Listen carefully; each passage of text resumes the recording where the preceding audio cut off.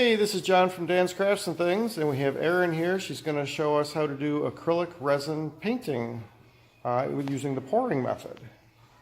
Hi folks, we're going to start by learning to mix our paint. So the first thing I do is I start with the Delta paints, okay? Just pour some in a cup and then give a couple squirts of the pouring medium. What this does is help the paint flow on the canvas. Then you grab your popsicle stick, you start stirring it up. And at that point, you'll start adding some water. And what you want this to do is get to the point where it's like somewhere between a light cream and a heavy cream. It should be flowing off the end of the popsicle stick in one stream. If you get it to that point, it should work fine for you every time. So that's a little thicker than I'd like. I'd add just a touch more water.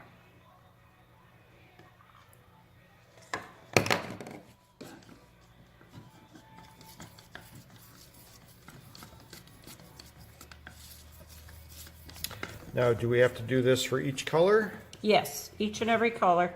And after I get it, that's better. That's what I like right there. Okay, so somewhere between, like I say, heavy cream and light cream. Now, in order to do a pour, I add silicone to these because, and this is what I use, we have a shock oil here, and it's a 30 weight. And then you just drop 2 or 3 drops into it. Doesn't take a lot. And this little bottle will last you a long time. And you just stir it up. And that'll help create cells in your picture. Now, I'm going to have to do this for all of these. None of these have the oil in them.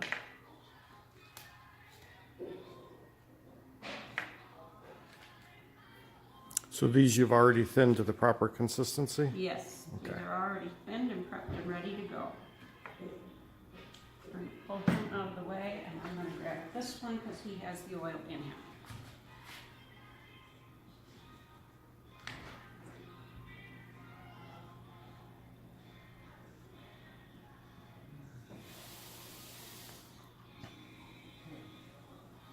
Now, this shock oil is a product that we use in the radio control department here at Dan's Yes. Crafts and Things. Just a note for you folks that haven't used it before, you don't want to spill it on stuff if you don't have to. It is really hard to clean off of things. So try to put down some newspapers and plastic sheets where you're working with this product because it makes a mess that just does not want to clean up. The other thing to add is if you want to seal your picture afterwards, and you've used shock oil or any silicone oil, you're going to have to clean the picture off. The only thing that really does this is to sprinkle baby powder on it and then brush the baby powder off. That'll soak up the oil so that you can seal your picture. Just give it a little shake, and then we're going to do a dirty cup pour. So what we're going to do is take our cup here and start working with our colors, and we're just going to pour layers of it into the cup.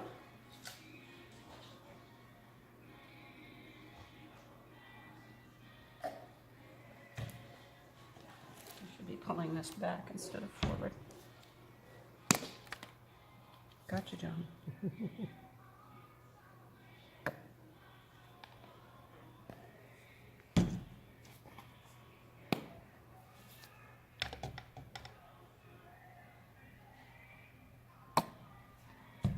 And you see it starts to kind of bloom in the cup. And you just keep layering it in there.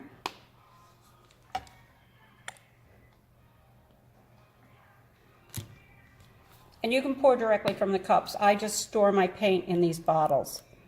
So you don't have to mix it up every time. You can keep some mixed up.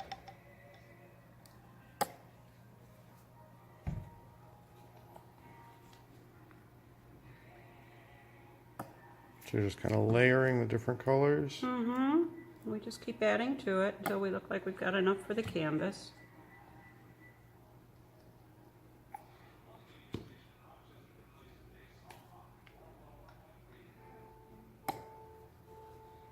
And I can tell you that I like to stick to analogous colors when I'm mixing mine and pouring mine.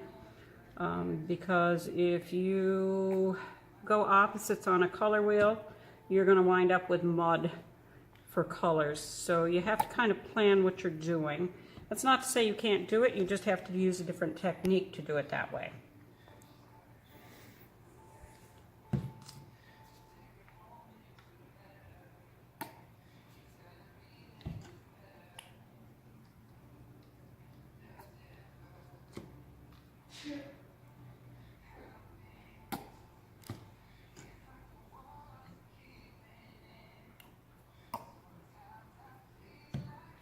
May have had a little chunk of debris in that one. Happens. And I like to work with white as a predominant in all of them, but you can use other colors. You can use black as a predominant color for backgrounds and one thing or another. Okay, from here what we're going to do is just lay some out on the canvas.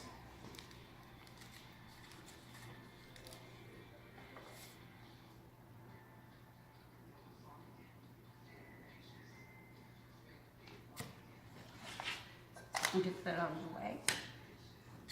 We're just going to tip this a little bit.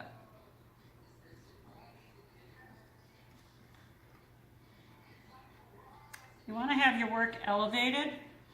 There's a lot of different ways of doing this. Some people put push pins in the corner. I find that rods, dowels, something like that stretched across my box makes me happier and more comfortable, so that's the way I do mine.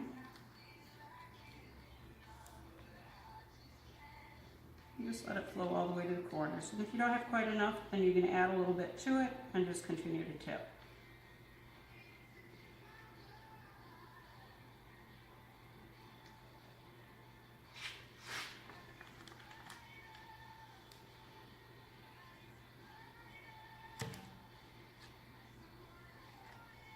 By all means, feel free to use gloves. You can see I didn't take the time to do that.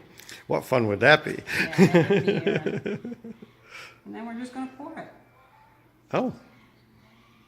You can do a lot of things. You can flip it really fast and just drop it onto the canvas.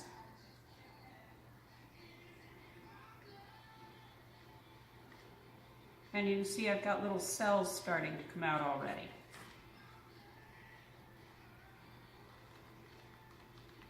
There's that little chunk that was in that bottle. Oh, yeah, I see it.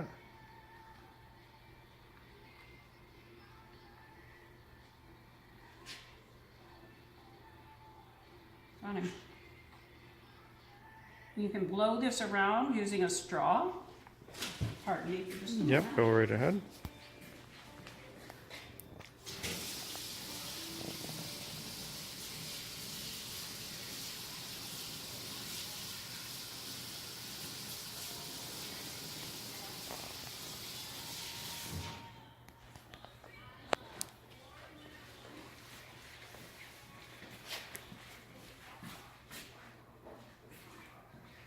Sure, we can get that far.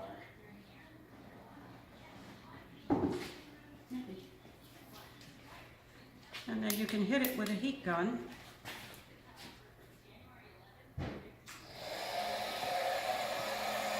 And bring up more bubbles. Oh.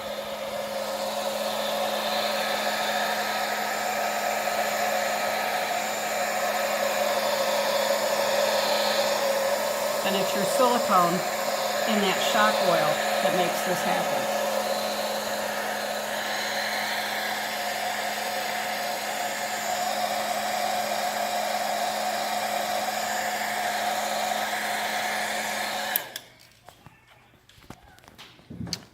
I have to say, that's pretty cool.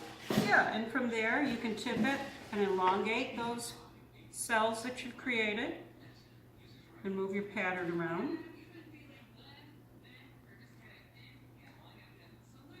You can add metallic paints to it.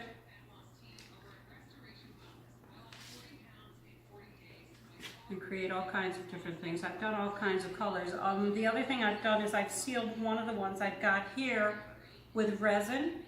Okay, it's a two-part, and it gives it a lot of gloss and makes it really, really durable.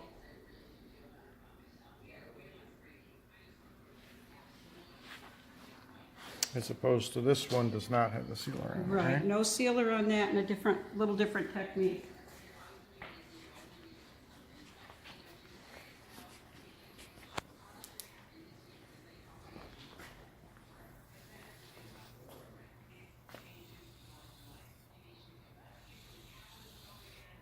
Just simply blowing through a straw, you can change things and make things look different. So have fun with it. Come on in, let us help you get started with acrylic pouring. We'll be more than happy to help you find your supplies and get you going. Thank you. Bye-bye.